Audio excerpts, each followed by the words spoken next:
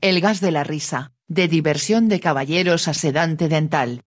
La curiosa y trágica historia de innovación de Horace Weiss, el dentista que preocupado por el dolor de sus pacientes fue pionero de la sedación consciente en odontología y un héroe para los dentistas de todo el mundo.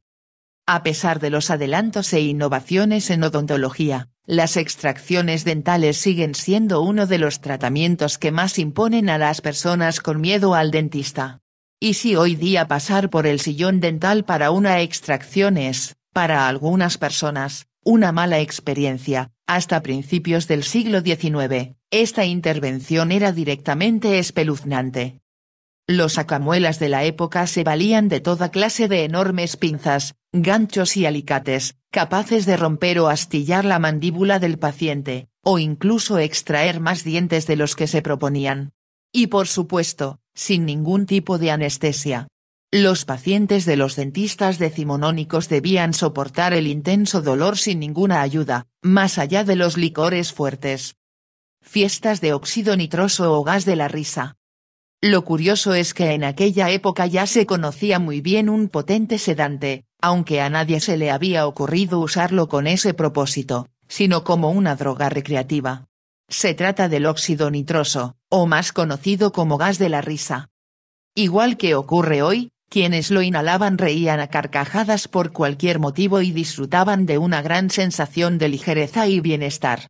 Aunque los efectos no eran siempre los mismos, otros consumidores del supuesto gas de la risa no experimentaban más que una sensación de calma y completa relajación.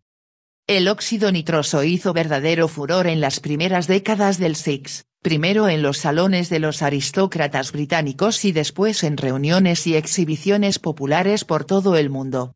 Fue en una de ellas cuando un joven dentista estadounidense le encontró al gas de una risa una aplicación mucho más seria. El descubrimiento del Dr. Weiss. Horace Weiss era un joven odontólogo de Hartford, Connecticut.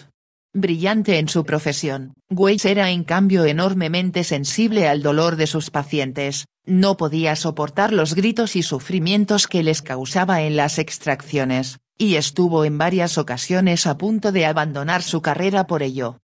No obstante, la solución a sus problemas de conciencia iba a revelársele muy pronto.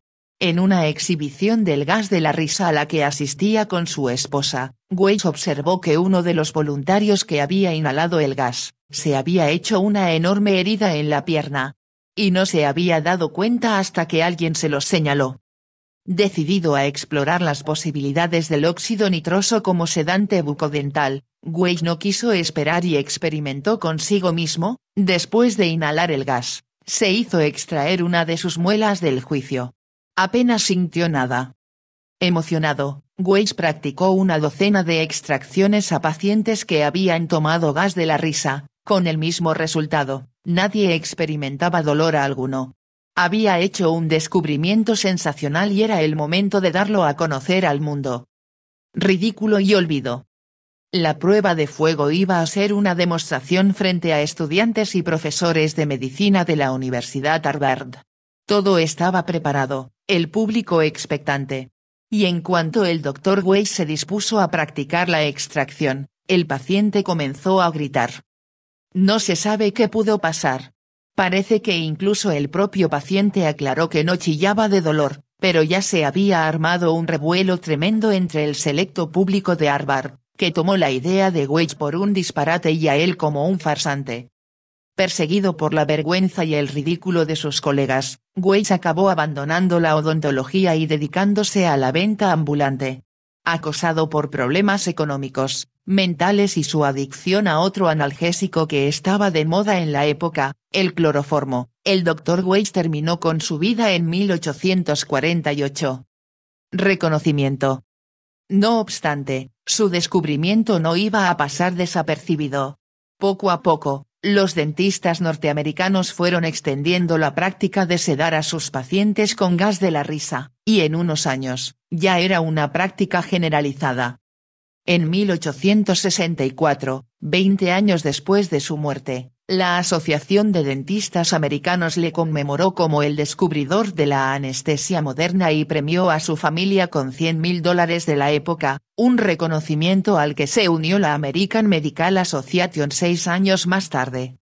Además de un monumento en su Hartford natal, la Federación Dental Internacional quiso homenajear a su héroe en 1910, dedicándole una estatua que aún puede visitarse en París.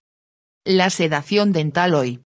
Hoy, la sedación con gas de la risa, que en odontología recibe el nombre de sedación consciente inhalatoria, es un procedimiento complementario a la anestesia, que muchas clínicas dentales utilizan sobre todo para calmar a los pacientes con miedo al dentista.